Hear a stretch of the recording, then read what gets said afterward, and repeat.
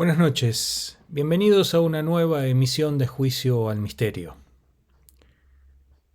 Ocurrió en una cerrada noche allá por el año 2015, mientras un F-18 de la Marina de los Estados Unidos se encontraba patrullando cerca de la costa de Jacksonville, en Florida, en los Estados Unidos.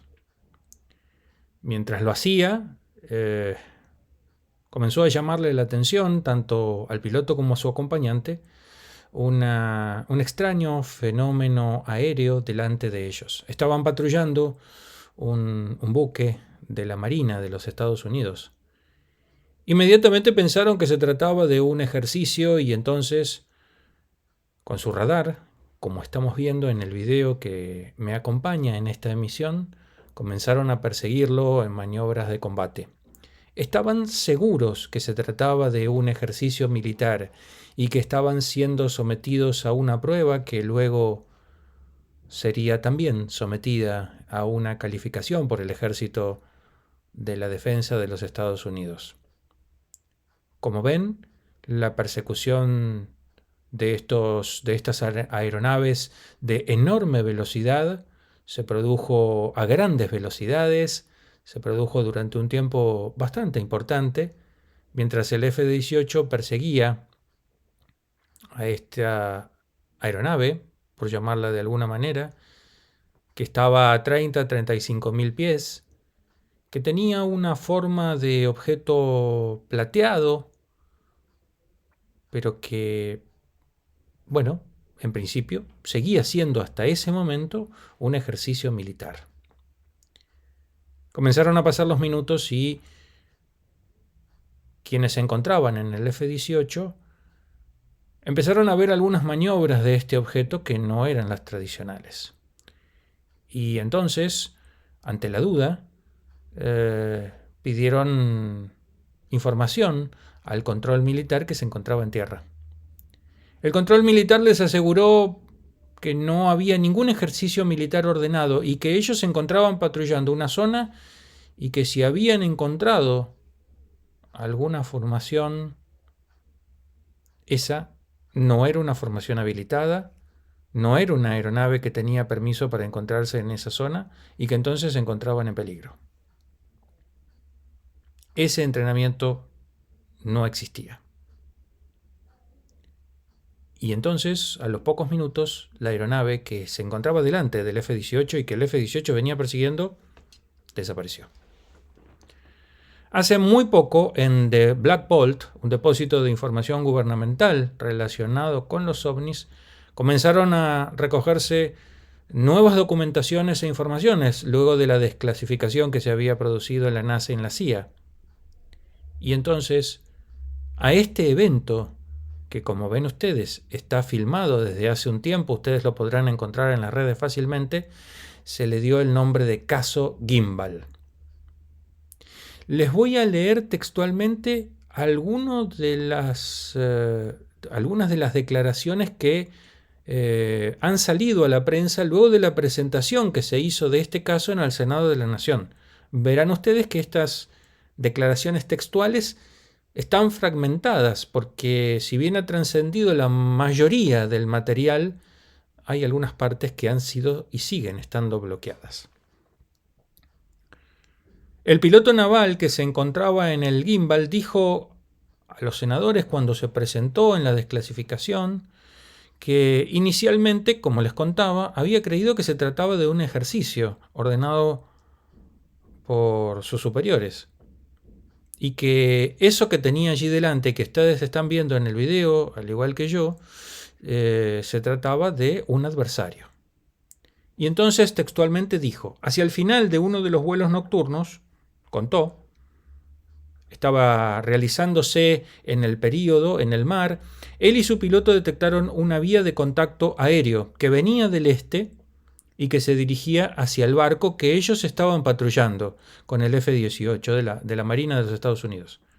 Inicialmente pensando que podía ser un avión de asesoramiento simulado y parte del escenario Come-to-X, se tomó el bloqueo a través del radar para investigar más a fondo y ven allí ustedes en la imagen que se realiza esta persecución que va a durar unos cuantos segundos. El contacto fue aproximadamente, esa parte está en blanco, con un archivo de seguimiento estable. El avión remolcador determinó que no fue un golpe falso y pudieron obtener un bloqueo a través del, también esto aparece en blanco, que indicó además que el vehículo tenía parte en blanco. Quedó claro a través de que el piloto maniobró para mantener la estabilidad.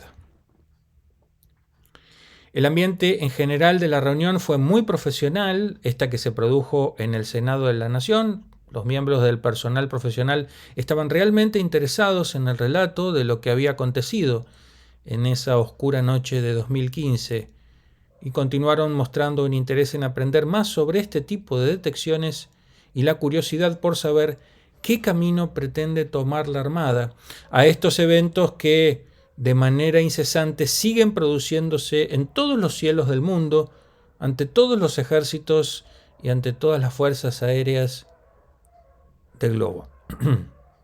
El grupo de trabajo que hizo investigaciones sobre estas cuestiones denominó fenómenos aéreos no identificados y advirtió que el Departamento de Defensa había emitido 2 informes de posición de inteligencia clasificadas en 2018 y en 2020.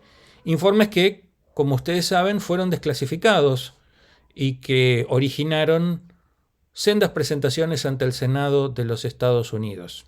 Esta representación que ustedes están viendo, este video que ustedes están viendo, tiene que ver con un objeto plateado no identificado de forma triangular que habría estado sobre el océano a una altitud de 30 a 35 mil pies. Estas revelaciones, ustedes saben, son de carácter extraordinario y le dan al público, en rigor, un vistazo un poco más genuino detrás de la cortina que en general también hay sobre estas circunstancias, sobre estos eventos. El informe que se presentó ante el Senado de los Estados Unidos el año pasado advirtió y profundizó en la posibilidad de que los WAPs, como se lo llama ahora, nosotros lo conocimos históricamente como ovnis, pudieran moverse libremente por el aire, atravesando el océano sin ser detectados por los radares existentes, y la posibilidad de que, en principio, se revalorizara nuevamente una hipótesis que había sido dejada de lado durante muchos años, que era la hipótesis extraterrestre.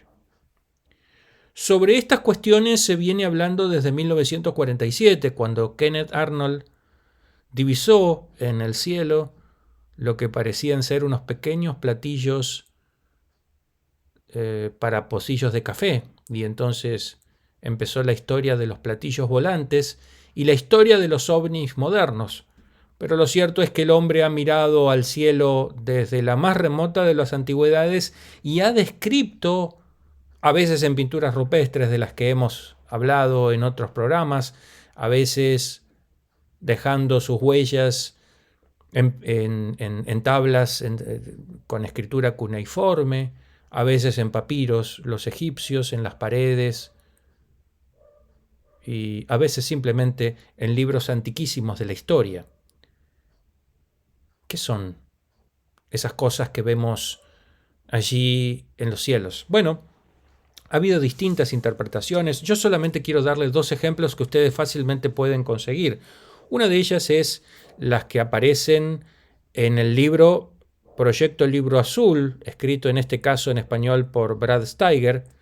Esto tiene que ver con las investigaciones que la Fuerza Aérea de los Estados Unidos durante muchos años negaba al pueblo de los Estados Unidos, porque básicamente lo que hacía era crear una sección, hay una serie también que se ha creado respecto de este tema, para ir a investigar en el terreno todos estos eventos y tratar de darle explicaciones racionales que alejaran lo que los testigos podían llegar a haber visto del fenómeno ovni en sí, dándole explicaciones, insisto, más concretas y más racionales. También está por allí lo que sobrevuela las historias de los hombres de negro, acallando a muchos testigos, pero la verdad es que se cuenta por cientos y cientos de miles los testimonios que hay alrededor del mundo, no solamente de avistamientos, sino de contactos de varios tipos, las abducciones, en fin. Sería inagotable hablar sobre cuestiones de ovni en un solo programa, pero quise traerles esta investigación y hacer un pequeño raconto, porque una de las hipótesis siempre ha sido la extraterrestre, desde las más remotas de las antigüedades, insisto, también la mitológica. En la antigüedad, cuando el ser humano creyó ver cosas en el cielo, le atribuyó origen divino. Después, posiblemente, del caso de Kenneth Arnold y del incidente Roswell, se comenzó a hablar de los platillos volantes a nivel mundial. De hecho, hay una enorme bibliografía al respecto y cantidad ingente de revistas que se han dedicado al tema. Pero una de las hipótesis que siempre se barajó fue una que dio ni más ni menos Carl Gustav Jung, con esta obra que tiene que ver sobre cosas que se ven en los cielos. ¿Cuál era la hipótesis a grandes rasgos de Carl Gustav Jung? El famoso continuador un poco de la obra de Freud. Pues bien, él explicaba que a través del inconsciente colectivo, estas imágenes a veces fálicas o estos recuerdos inconscientes que habían quedado plasmados en la memoria emocional de las personas, podían atribuir a ciertas imágenes que se vieran en el cielo y confundirse con estas reminiscencias guardadas, cargadas, a veces en el inconsciente colectivo y a veces en el inconsciente mismo de la persona, por cuestiones no resueltas y reprimidas relacionadas con la sexualidad. Por eso muchas de las imágenes de ovnis tienen reminiscencias fálicas. Pero bueno, esta es tan solo una de las hipótesis. Algunas relacionan las cosas que se ven en los cielos con fenómenos meteorológicos, otros con bólidos militares, aeronaves militares de altísima producción y tecnología que las personas no conocen y que, como no las conocen, la atribuyen con seres extraterrestres. En fin, el tema honestamente tendría cientos y miles de derivaciones que no pueden ser naturalmente agotadas en un solo programa. Pero este es uno de los tantos ejemplos que ustedes podrán encontrar. Este video y este evento en particular habla de que en rigor, el tema ovni nunca ha dejado de estar en las primeras planas de los acontecimientos curiosos a nivel mundial y que todavía, aunque las hipótesis siguen elucubrándose, no hay una situación definitiva. Les pido que me acompañen a las conclusiones finales.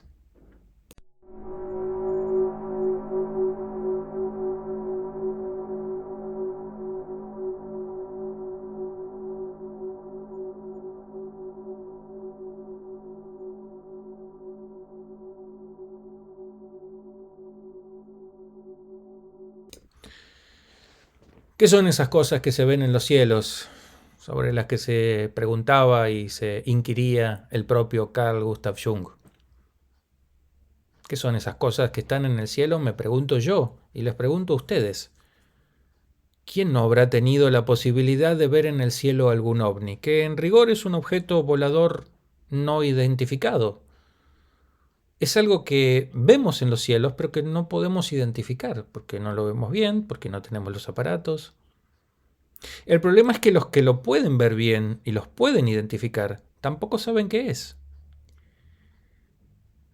Estas personas que estaban manejando, estos militares que estaban manejando este F-18, como ustedes saben, un avión de altísima calidad y tecnología a nivel militar, lo que presupone que los que estaban comandándolo tienen una enorme experiencia para poder manejarlo, tampoco saben qué era. Se cuentan también por cientos los testimonios de personas, de pilotos que conducen aviones comerciales, que han tenido también encuentros de estas características y ellos tienen enorme experiencia en los cielos. Y hay muchas cosas que no pueden explicar. Entonces, de nuevo, ¿qué son esas cosas que se ven en los cielos? ¿Qué son esas cosas que se han visto en miles de oportunidades, cientos de miles de testimonios? Aquí entre nosotros, uno de los más grandes expositores del tema, Fabio Serpa, pero a nivel mundial los hay muchos y muy importantes. JJ Benítez, Vicente Juan Ballester Olmos, Antonio Rivera, tantos. Bueno, el mismo Brad Steiger. Tantísimos, tantísimos.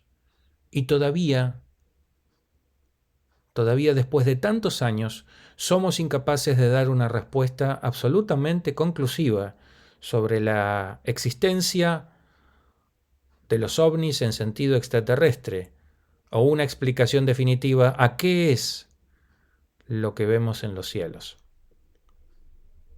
Es que esto está íntimamente ligado con una de las preguntas más importantes de nuestra filosofía. ¿Somos los únicos que estamos aquí en el universo?